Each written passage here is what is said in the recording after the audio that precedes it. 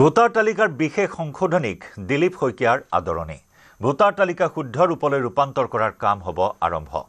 ভোটাৰৰ ঘৰে ঘৰে গৈ সংশোধন কৰিব ভোটাৰ তালিকা। সংশোধনৰ বাবে 25 নৱেম্বৰৰ পৰা 20 ডিচেম্বৰলৈ যাব ঘৰে ঘৰে। ভোটাৰ তালিকা সংশোধনত সহযোগ কৰিব বুলিও মন্তব্য কৰে দিলীপ শইকীয়াই। ৰিভিউ বিশেষ সংশোধনী ভোটাৰ লিষ্টৰ ইতিমধ্যে ঘোষণা কৰা হৈছে। ভাৰতবৰ্ষৰ নিৰ্বাচন আয়োগে অসম ৰাজ্যিক নিৰ্বাচন আয়োগে এই ক্ষেত্ৰত ইতিমধ্যে বিভিন্ন ৰাজনৈতিক দলৰ লগত আলাপ আলোচনাত যোৱাকালি মিলিত হৈছে। আমিও তাত আমাৰো প্ৰতিনিধি তাত উপস্থিত আছিল।